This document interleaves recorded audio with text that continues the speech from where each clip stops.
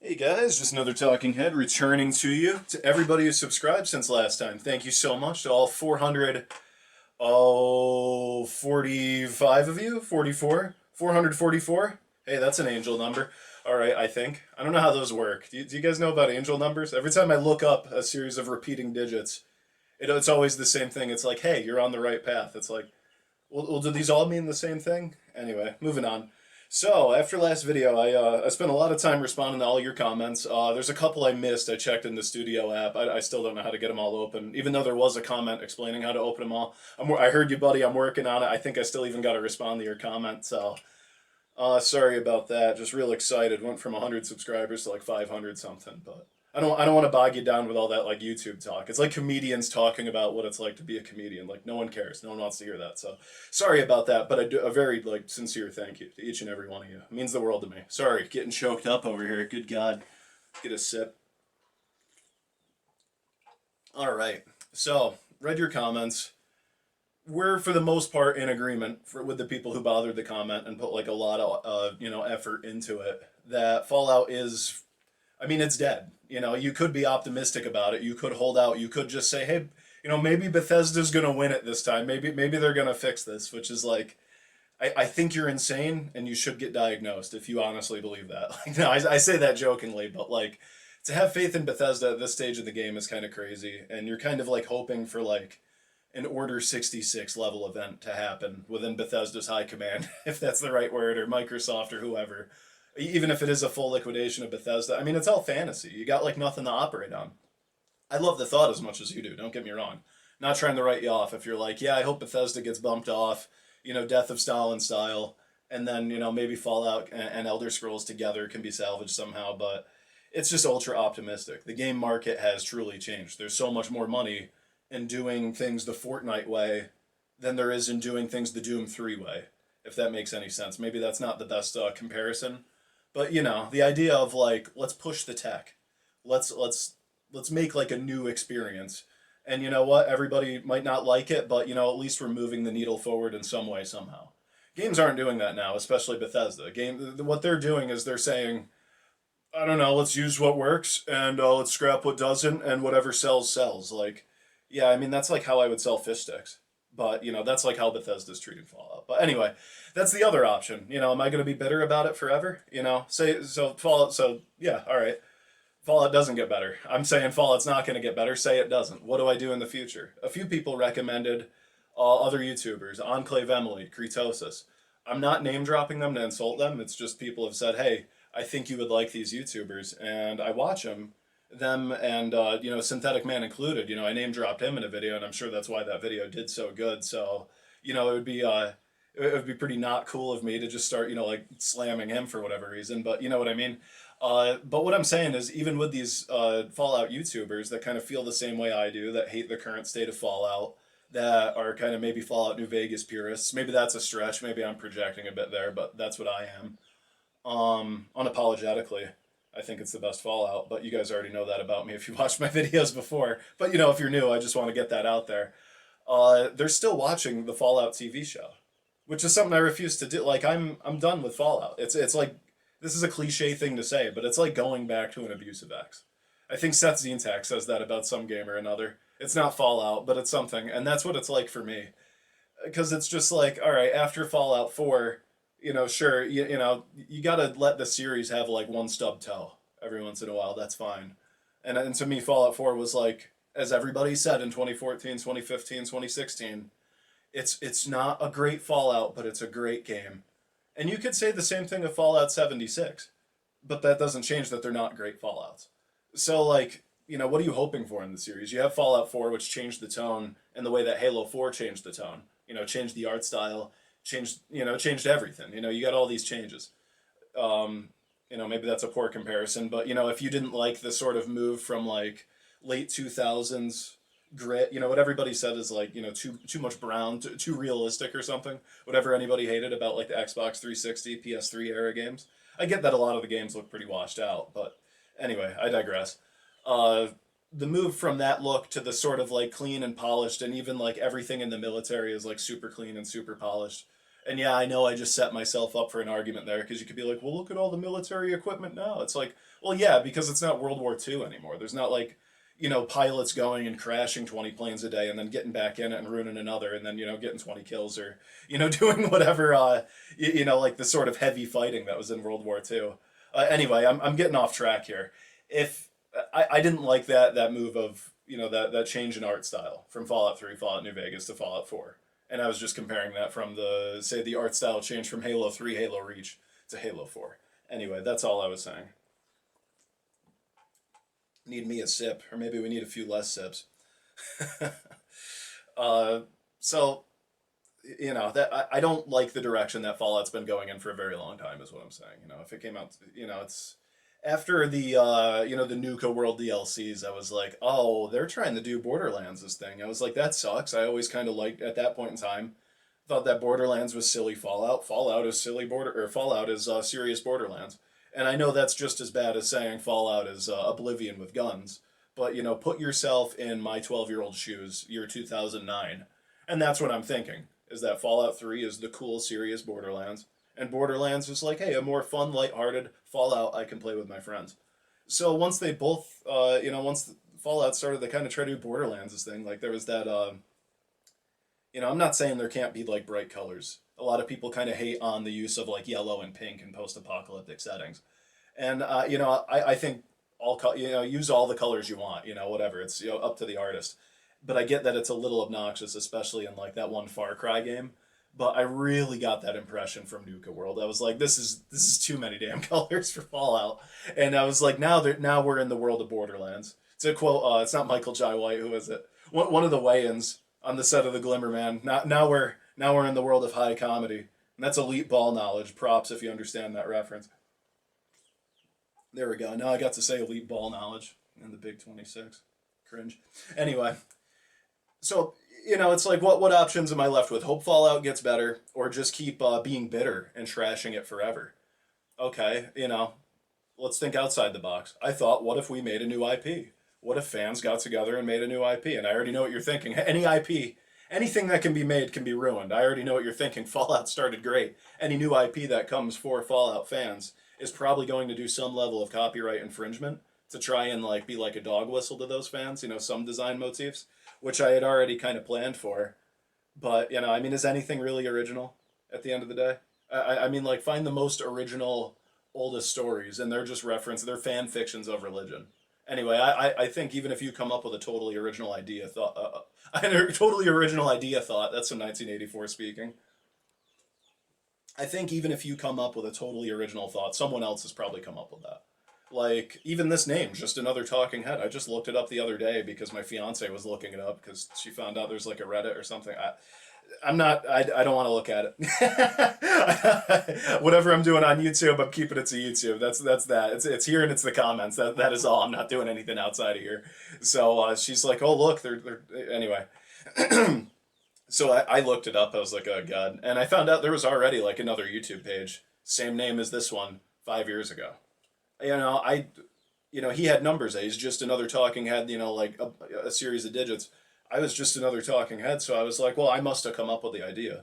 Clearly we didn't, and I can tell from like the tone of his description, probably around the same kind of, I don't want to like fall for the archetype theory where we're all just kind of molds, but, Anyway, we're getting seriously off track here.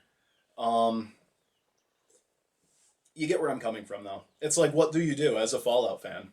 But, you either hope it gets better, you criticize what you openly hate forever, which is just stupid. Like, why would you eat food you don't like? Why would you go to a place where you don't feel like, welcome? And it's not even about feeling welcome. Plenty of people agree with like the Fallout New Vegas is the best mentality. I'm not saying like, oh, I'm disenfranchised. Oh, you guys, you're not making it safe enough for me, a fan of the classics. Like, no, I'm not trying to say that. I'm just saying like, the scene has changed, and I accept that. People like Fallout 4. People like Fallout 76. People like the Fallout TV show, and it's a very different Fallout. And I feel like the more I just keep talking about Fallout, I'm just kind of passively making business for them. Like, it's no coincidence that my last video popped off. Like, thank you very much to everybody who subscribed. But Enclave Emily making a very similar video. Many Fallout YouTubers all making the same thing. Like the YouTube algorithm is showing you what it wants you to see, regardless of whether or not I make it. I happen to make something that lined up with its interests. And no, I didn't do it based off of the AI information, as I mentioned in the last video. But, look at it. So it got promoted. Look at some of my other videos. They don't sell anything. They don't promote anything. It's just a schizo post or, me venting off. Uh, I don't know what tools they use to pick up on what you say. But I guess what I'm saying is the longer I talk about Fallout, I'm only helping Bethesda's cause, and I don't wish to. I'm not going to watch the show, not out of bitterness, but because I don't want to. The Fallout I loved is gone. I accept it. I mourned it. I'm over it. What do you want to call it? So what do? Do we make a new Fallout? I don't know how to do that. I barely have enough time to, get out a 40-minute video every 2 weeks to you guys. I've been meaning to get this to you so much sooner, but, I got a job. I got full-time school. I got a part-time job. I should probably also have a full-time job, but, I'm trying to make it happen. And I'm not going to delude myself into thinking I'm going to be the next Concerned Ape and make my own Fallout from the ground up. But if anybody else wants to, some ideas I had was like, what if nuclear power was discovered in the 1500s or the 1400s by like Da Vinci? And then, they started making like nuclear tanks based on like Da Vinci's designs. And then, and this is like literally trying to be vaults. Like, I'm not even trying to be a totally original idea here. It's like, what if these tanks started getting up to like, absolutely massive sizes? And then over time, they kind of break down and there's no way of moving them and they're nuke proof. So you kind of have vaults and then societies that build up around them. And then you don't really have like aircraft with nuclear capabilities. So you don't have the possibility of a true nuclear war until like the Franco-Prussian War. Which, and that's a setting I wanted to do. And the power armor is also very medieval, of course, very Baroque. And that's me kind of tying together 40K and Fallout. Which Fallout was pretty shamelessly tying together 40K and Wasteland. I mean, I'm pretty sure you can find that out there. The Brotherhood of Steel was a faction from Wasteland to the point where they were like, we just want those guys. Pastiche, we're taking them. They're ours now. So I thought if we're doing an IP that's like kind of trying to be like, for the disgruntled Fallout fans, we're taking vaults. Like, we're taking some pieces of Fallout. Much like the Outcasts in Fallout 3. Like, no, we're the real Fallout fans. We're taking our shit and we're leaving. And that's kind of like, I would love to make an IP or a game around that. But like I don't have any coding skills, and I barely have any like art skills. Jesus, like I'm barely getting these videos out to you, and any like little gay edits I do in between is like, I'm probably doing 6 Google searches to do that. I don't have the skills to be doing what I'm doing, but I enjoy myself. Game design, I'm truly lost in the woods. Let me check how much time I got here. Oh, we got plenty of time. Plenty of time. Yeah, we want this to be a long boy, so I'm gonna be talking at you for a while. Anyway, yeah, most of you guys drop off at around 30 seconds according to YouTube analytics, and like 95+% of you guys aren't subscribed. So help a brother out. Anyway, moving on. So that was another idea I had, and I thought, well, what could I make? Like, I used to like make mods for Team Fortress 2. Team Fortress 2. I don't know what happened there. Team Fortress 2 when I was in high school. And what I mean by make mods for it is I reskinned the Delacos bar, if I'm saying that correctly, to be my favorite flavors of Cliff Bars because I was an annoying vegan in high school at a crisp 112 pounds. Currently a nice 228. But yeah, I've definitely gone through my phases as a human being. But yeah, I thought I would promote veganism by making Cliff Bar skins for Team Fortress 2. And I don't know, they might be on Game Banana somewhere, but I know they're definitely on a CD in my safe. So, might have to upload those sometime to somebody if anybody wants them. If they even work anymore. I know somewhere along the line, Valve changed how you do texture mods, I believe. Because I made those on, like, Windows 7. But, that's, like, the extent of what I can do is be like, oh, is that a texture? I think I can paint over that. So, I'm not, like I said, I don't want to delude myself into thinking I'm going to make a game. But I did think, you probably could do, like, a Source Engine SDK or even, like, a Gary's mod. I was eating at Burger King, and I thought, like, there's a Wendy's right across the street, and I'm in this place in upstate New York. One day, I'm sure I'm in some way, like, I don't want to self-dox. I don't know how that works. It doesn't matter. I'm sure I'm pretty findable anyway. Like, I know I'm not that, like, like, who cares, really? Are we even really private anymore? I'm putting my face on the internet. People got hang-ups about putting their ID on the internet. So, like, the war on privacy is sort of already lost. Like, I was sort of... I was like, what, a toddler when the Patriot Act passed. Anyway, what I'm getting at is, someone will probably dox me someday, but I'm not trying to. And anyway, I thought between like the upstate New York environment and its similarities to like Half-Life 2 Episode 2, which I know is Eastern Europe, but it's also very piney here. I thought this sort of like that piney backdrop with a Burger King versus Wendy's would make like a nice 2-4. And I thought, well, we could make like a game around that, and then like we could get like a community around that, and then like maybe inspire a movement of a bunch of small communities being like, no, we don't buy games anymore. We make micro games and play them, ideally without AI. And then I was like, that was a fun little idea. As I'm sitting there slightly high eating my cheeseburger, and I'm like, oh yeah, the subscribers are gonna love that. And I realize now, I'm like, well, that's just 2 for it. We can already do that. We can already hop on Team Fortress 2 and just do that. So it's like, once again, I suffer from this very same thing. I accuse Bethesda, their owners, Microsoft, the Fallout series in general. I'm not very original, as you can see. I only really have the ability to critique and criticize and destroy. Otherwise, just be mean and I tear down my own arguments as well. I guess that's really my only talent, if I have one, is just kind of being able to see the flaw in it. And even I still miss that most of the time. Uh, but so I guess what I'm getting at here is I should just review games that I thought were similar enough to New Vegas to try. And I don't play many games anymore these days, but I do have pretty strong opinions on the ones that I do put a lot of time into. War Thunder is not like New Vegas, but I play an okay amount of it with the time I have. Don't really want to talk about it because, like I said, it's just too mechanical to talk about, in my opinion. I said what I needed to say already on other videos. But a game that I really thought would be a lot more like Fallout New Vegas, and in a lot of ways is like Fallout New Vegas, is Vampire the Masquerade, Bloodlines. uh, I was calling it Vampire the Masquerade for a while, not knowing that Bloodlines specifically refers to the Source Engine game. But this game kind of came to me in a very bizarre way, and as you guys, sort of, half expect me to be a schizo poster. I'm not lying when I say this. I was having a dream in summer 2025, so not that long ago, and I was working on another farm at that point in time, and in the dream, I can't even describe who told me, but a person told me, read the Book of Nod. It's actually about Jews. And I was like, and I woke up and I'm thinking that's got to be some kind of grimoire. That's got to be some kind of ancient text, some kind of, at that point in my life, I was reading all kinds of Hermetic texts. I was, kind of like restudying the Emerald Tablets of Thoth, or Thoth, depending on your pronunciation there. I was reading, I was getting back into the ladder of Divine Ascent by St. John Climacus. I was studying a lot of the sort of esoteric texts that were my first ones, and I was reanalyzing them. And then this dream came to me, like, here's a new one, I'm thinking. And I look it up, and sure enough, it's a lore book for Vampire the Masquerade. And I'm like, well, this is interesting. So, long story short, I'm not going to like recite the whole book at you. If that sounds interesting to you, I encourage you to look it up on Archive. I think you can find an earlier edition. When I looked it up, I could only find like a $50 hardcover, and it's like, no, I'm sure I can find a PDF. So I looked up Book of Nod Archive, and I believe it's an older edition from the 90s. But I read that cover to cover. Very interesting. If you replace if you replace every instance of vampire with a Jew or Jewish.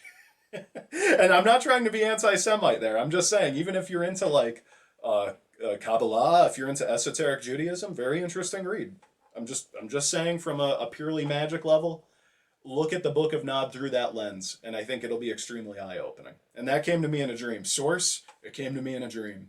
So anyway, after I did that, I decided, well, all right, I guess I better play that game I've been hearing about. I believe I had seen a review or two, so it wasn't exactly a blind playthrough going into Vampire the Masquerade. In fact, I kind of intended to not play it based on some of the reviews that I had seen of it. I was like, it looks a little bit janky. It looks like I don't like games that don't like really respect the power of firearms. I know that sounds really corny. That sounds like FUD lore, if you will. But it is really annoying, like when you know that a gun is very powerful and the game just treats it as like nothing for balance reasons or from lack of knowledge or what have you. Um, so I decided the one thing I did know that I did remember from all the reviews was everybody says don't play Malkavian. They're like, oh, don't play Malkavian. And even the description of the game, they're like, we really don't recommend you do this your first time around. You'll see things you aren't meant to see. You'll know things you aren't meant to know. That's a schizo's life.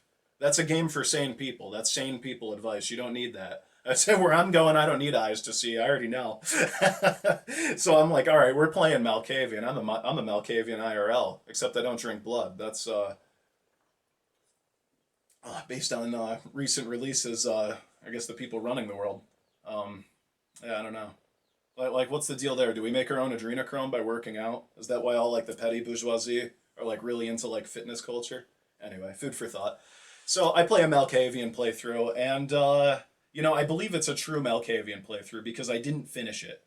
Uh, Going into it the way I already kind of think of things and overanalyze Vampire the Masquerade, I kind of tried to make it like I'm gonna feel everything out. I'm gonna do everything by my gut. I'm not trying to like kind of play a character other than me, other than like when you're Malkavian, you look you look crazy. Like a look up picture of Malkavian male.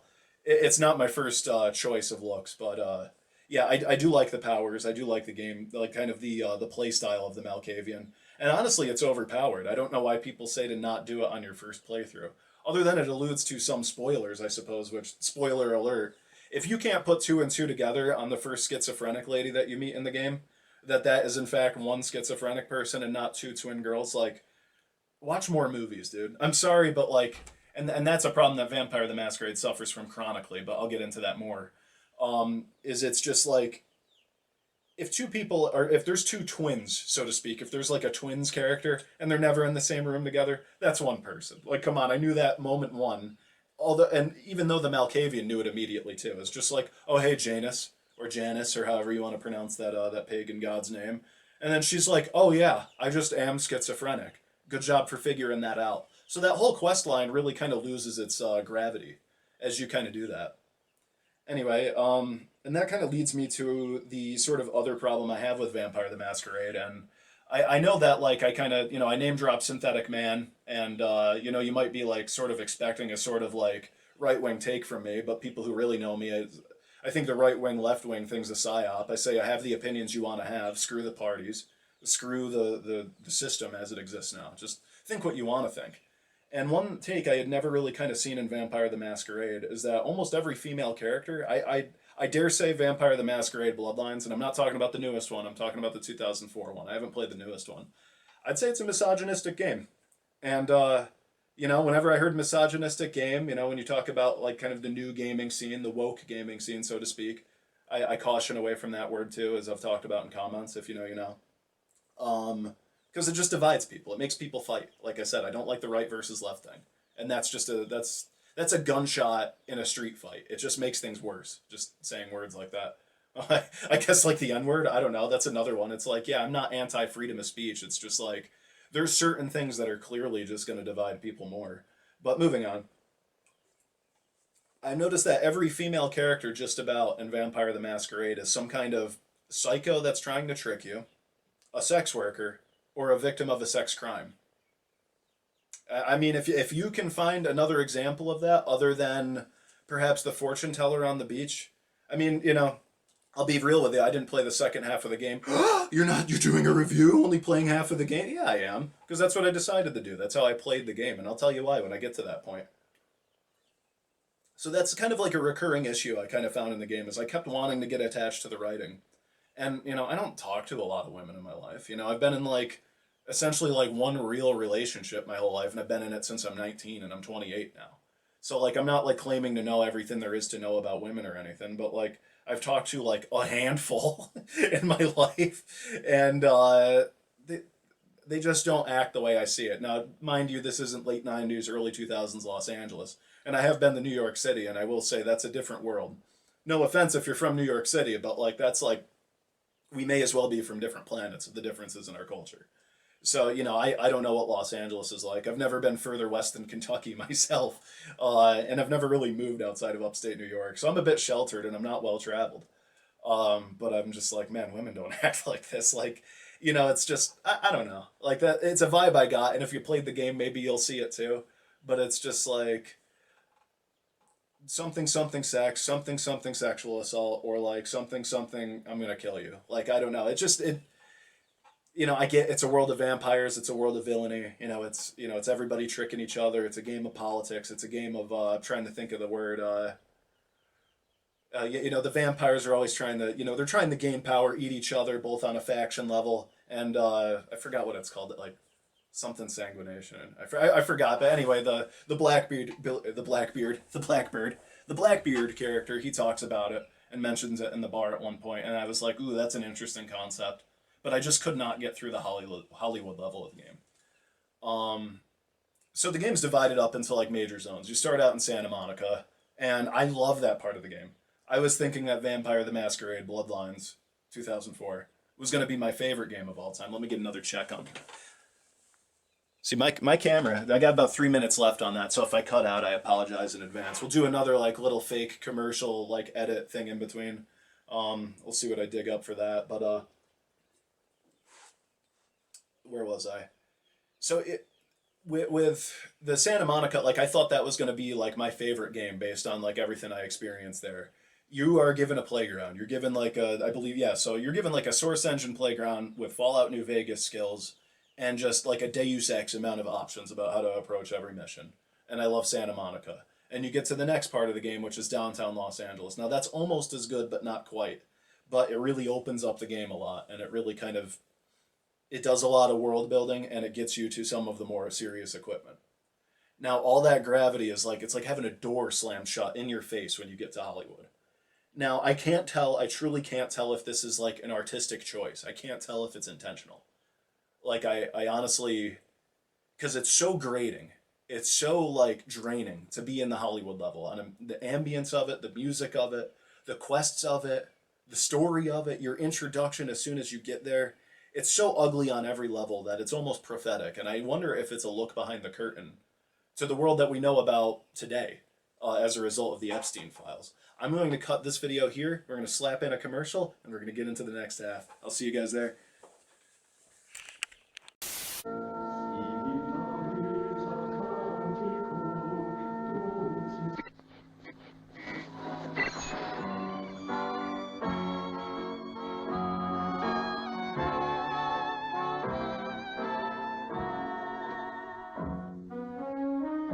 Tu sais danser? Non. Looks like we're on our own. Can it mine? Now you can read my poker face. And we're back. Oh, almost falling my chair here because I'm not paying attention. All right. So I think I got a little ahead of myself there. On the last part of the video, I was just kind of going into like, dove in deep there and kind of did a little improv review from memory of Vampire the Masquerade Bloodlines. But I guess that was sort of my idea.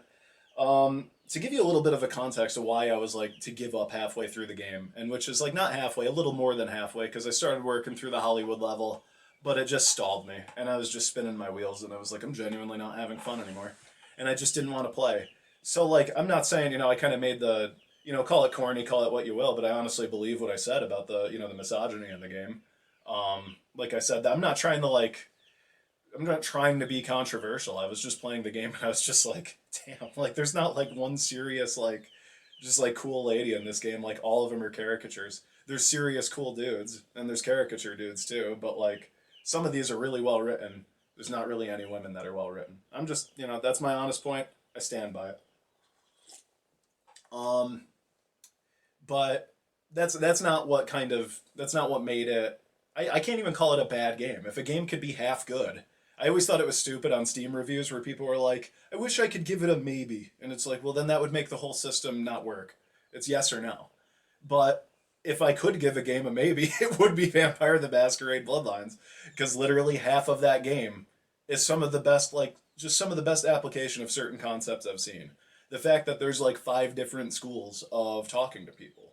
Like, it's not just Mass Effect, where it's charm and intimidate, or, persuade and intimidate. Like, they have persuade, they have intimidate, and they have charm, or like, I guess like a, persuade with like a little sexual flair on it. I think it's charm, I can't remember. But then on top of that, if you're a Malkavian, there's, what's it called? But it's basically where you like do like a schizo reveal. Essentially you say something you're not supposed to know, or you refer to something that could drive them crazy. Or in like one guy's case, I'm pretty sure you say like his MK Ultra like kill phrase or something like that in the case of the Russian gangsters in Los Angeles, which once again the Russian gangster thing. Like, I mean, I don't know. I refer to John Wick and I refer to Glimmerman, so you think it's a little bit ironic that I'm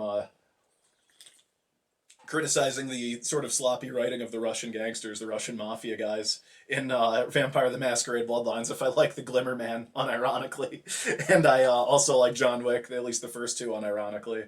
But I don't know. I guess that's like there's that sort of like corny trope of how they're portrayed. Anyway, I thought this sort of like, oh, the fake I can't even do it right, but you know what I'm talking about, like the insultingly bad Russian accent that people do, and they think it's like funny still, and they wear like an ushanka. Like I don't know, it's just like maybe that was novel in 2004, but like just seeing it now is just like ugh. It's like seeing like ooh bacon humor, like that George Takei. I'm sort of stealing a Nick Mullen talking point there, but if you know what I mean, you know what I mean. Um, so I guess what I'm saying is there's like little chips, there's little nitpicks you can kind of make at Vampire the Masquerade up until the Hollywood level. And that's sort of why I jumped to that. Now the best part about the Hollywood level, and this is also how my playthrough ended, is with a 44 caliber Colt Anaconda. But we'll get to that. The first mission you do is you drop in the town, immediately a guy shakes you down and is like, hey, go report to this guy. And I can't remember his name, but essentially you are really kind of dropped into the politics pretty early in the game. Santa Monica, you kind of feel out yourself, your character, what you can do with the game. Los Angeles, you kind of feel out the factions. You see the Camarillo, which is like the governing, eyes wide shut, sort of like aristocratic vampire government. Probably a deep state of some kind of, Rothschild offshoot, or maybe just the Rothschilds proper. Rothschilds, I don't know the proper way to say it. Whatever other conspiracy family or blue blood thing you want to throw in there is probably the Camarilla. And then you have the Anarchs, which are just sort of like vampires without government. Now, you think I'd be all about that, but the part about anarchy is that it also applies to ANCAPs. And the first guy that you have to deal with when you get to Hollywood in Vampire the Masquerade Bloodlines is this Anarch that's sort of really doing his own thing. And what does he do to initiate you? What does he tax you? What is your toll to allow to be do vampire business in Hollywood unmolested? Oh, you just got to get him a nice VHS, a CP probably. I mean, it's implied that it's probably a snuff film, but come on now. Knowing what we know now, I mean, I don't think that a snuff film is illegal. I think you could just go watch it. I think it's just weird, and it would look weird to have. But I mean, like, that's like, live leak? VHS live leak? Not that bad. The other thing, pretty bad. I could see vampires dealing in that. And there's this whole quest line about like going to pick it up from a guy, and it's sketch from start to finish. And maybe if I played this game as a kid, I would have really thought the quest line was about getting a snuff film. But as an adult, I was like, this is good writing because I'm feeling like real suspense. Like I'm feeling like an uncomfortable sweat in my armpits as I played this quest. As I was like, I know what kind of tape this is, and I hate that I have to do this for this guy. To the point where I was like, man, this is kind of a gross game. And I'm not accusing the writers of anything there. Like, I believe, on some level, I want to believe that the Hollywood was intentionally so draining. Like, I encourage you to look up the music. I don't know if it's going to be a copyright thing, but look up the ambient music for Hollywood and Vampire the Masquerade Bloodlines. Now, I want to imagine you, a rich guy has just strong-armed you into picking up a CP VHS for him. And now you're listening to that music and you're walking through alleyways. And, yeah, there's cops walking around. Like, that's a crazy vibe. I just want to say, for a video game, I don't think any other video game is going to be brave enough to do it. However, for that same reason, I stopped playing. And I'm not trying to be like some kind of white knight, like, oh, I would never do that in a game about draining people's blood and killing them and gaining power and otherwise being a horrible, like, monster that preys on humanity. Like, I'm not saying that, like, I'm such a white knight that, like, oh, me as a video game character, I could not suspend my belief for a second and do that.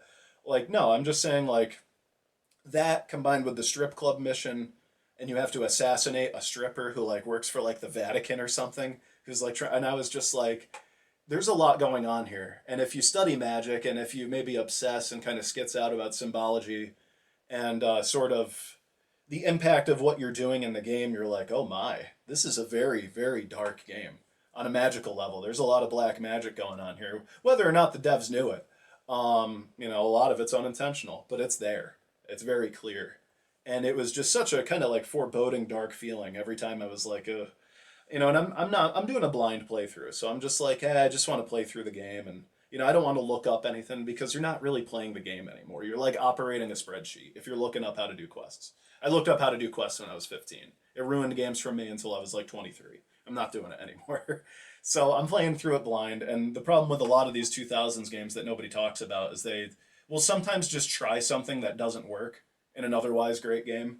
And a great example of that is the weird like puzzle you have to do with like the priests or like wizards that are trapped in crystals in the end of Fable. Like I don't know what was going on there, but that was just stupid. And a lot of good games suffer from that. So maybe this was a lot of bad things going on at once. But there's that graveyard mission in Hollywood. A lot of people like that. All right, you know that I probably shouldn't f-bomb in YouTube, make this video reach less people than it's already gonna. But like, screw that mission. I don't want to do it. I don't like it. And I remember seeing a post on 8chan a long time ago where it's like it said normies are under the impression every quest has to be a completable. No, not at all. I've skipped many quests, or not many quests. I actually did a good amount of the quests up to that point because they're so easy. But like I understand a true role play and I understand turning down a quest even if it means like good rewards and ultimately no consequences because of the role play. Like I totally get that and I respect that and I think that's an important part of Sims and role playing games in general. Huge part of Sims because it's way too easy to be ultra powerful in an immersive sim. And I would say that Vampire the Masquerade's an immersive sim, but we'll do another video on Sims at another time before I get into that pipeline.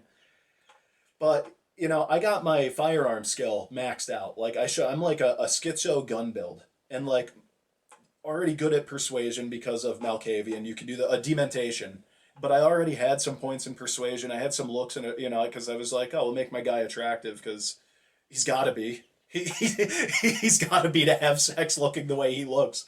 And if you, like I said, look up a Malkavian male. You'll know what I'm saying. He's got to have some points in attractiveness to make up for that. Not that it changes his appearance at all, but I was like, we got to give him something. I feel bad for the guy, but feel bad for my guy, IRL too.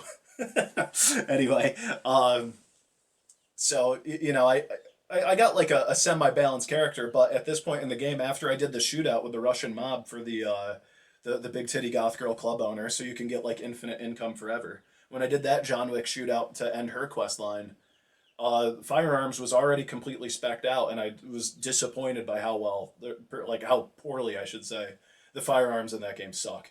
And I get it's a game about being a vampire. It's like, so what do you want the gun? Like, what you want it to be like?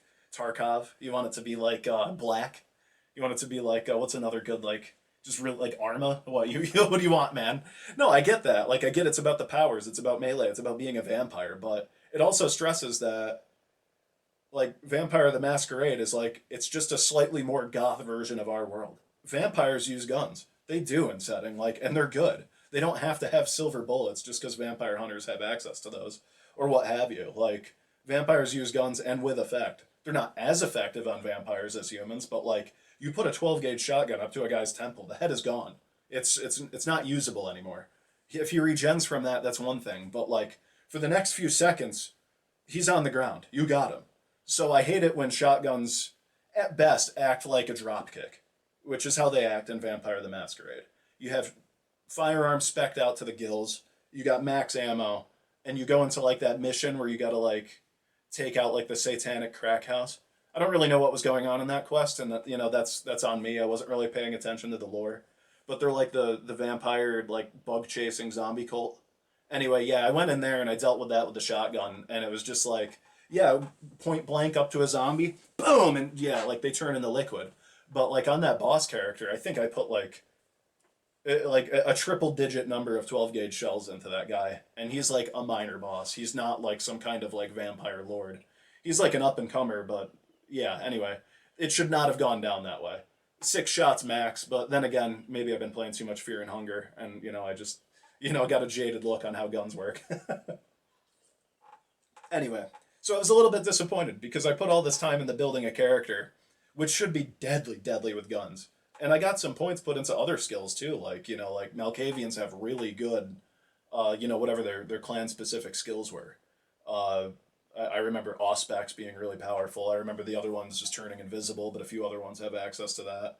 And then there's a bunch more, like, excuse me, powers-wise, Malkavian's pretty strong. Like, not quite Tremere level, but pretty good. Excuse me, I'm sorry. So there's a lot going on there, and I understand they're kind of encouraging you to diversify outside of guns. And Malkavians would kind of be more like a siren in Borderlands. Poor comparison, but just bear with me. You know that guns are kind of secondary to the way that they play. But it just bothered me that like even the most powerful guns not that satisfying. You have to nail a headshot, like a perfect headshot with the Colt Anaconda 44 to get instant kills. And that's pretty much how I ended my playthrough, which I guess is fitting for a Malkavian, just unable to kind of perform the tasks that the Anarchs of Hollywood asked of him. He went on a shooting spree in Beverly Hills with a Colt Anaconda. And I was able to kind of keep that going in perpetuity until I ran out of ammo. Just because, like, between the mission of the porn store, where you have to, like, kill, like, a Vatican agent or whatever that's, like, wearing a thong, and then you're, like, kind of going back and forth, and you got to deal with this, like, moody vampire stripper that, like, needs you to kill but doesn't want you to kill anybody, and the quest is just, like, the way the doors are made, like, the way the doors lock in that quest, like, there's a lot of factors. And if you know that part of the game, you know what I mean. And if you don't, then I'm sorry. Here's the thing. I say all this about the game. I still encourage you to play it. Get it on sale. I wouldn't pay like $20 for it. Pay like $5 for it, $7 for it. It's even worth 10. I'd say play Vampire the Masquerade Bloodlines. Try it out. See what you think. I have a tendency to quit things when I lose the RP. When my headcanon connection withers, I lose a lot of connection to it. And the whole point in that game, I had been kind of playing like with a certain gratitude towards the Camarilla, a realistic amount of gratitude, while also kind of making fun of them to their face as a Malkavian.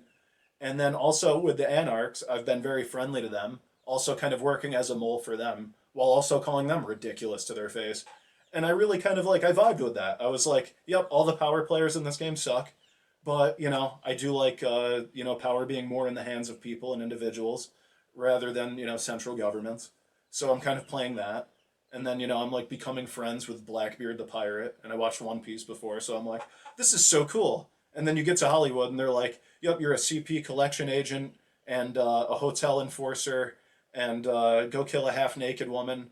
And just the energy just, maybe I'm too schizo or too hippie or too Duncan Trussell-y or whatever you want to call me, or just too weird. How about that? Just too weird. That bothers me. It's like, and that's like a really weenie thing to say. Like, I've played Fallout New Vegas, run around, eat people. I did a Fallout 76. One of my characters, I got up to like past level 300, is I would like just be shitty and then instigate PvP and then try to eat people and like kill them with my like 1600 damage power fist. Because I would drink like, like the Nuka Shine, get like all geeked out and have like a Deathclaw steak or a Deathclaw Wellington. And that, and then it'd just be like have my strength up at 58 and be like, yeah, dude, fight me. You can't fight me with that. You got all that power armor, fight me. Like, that was me. Like, not a cool guy. So like, and that actually was hurting other people. That wasn't even RP. That was just being shitty. Yeah, so I'm sorry for that if you were one of those people. I think I made up for it. I tried to give a lot of free stuff away later. But anyway, I don't really play that anymore once my friends stopped playing. So yeah, like I guess what I'm saying is I can enjoy playing an evil character in a game. I can even enjoy being a troll online. But something about doing all that in Vampire the Masquerade, it just sort of it rubbed me the wrong way, and it is one of the best possible examples I can think of like the soft disclosure, while also being like desensitization. Like almost like, hey, this is pretty cool. This is pretty cool and you're part of this world, right? Like, hey, this is pretty fucked up, but like, isn't it cool being part of it? Which I feel like has always been kind of like the CIA dog whistle. Has always been like, yeah, we're so evil, dude, but like winning teams. Don't you want to be on the winning team, Smarty Pants? Hey, give us a call when you get out of college, Like, I'm not saying I got that.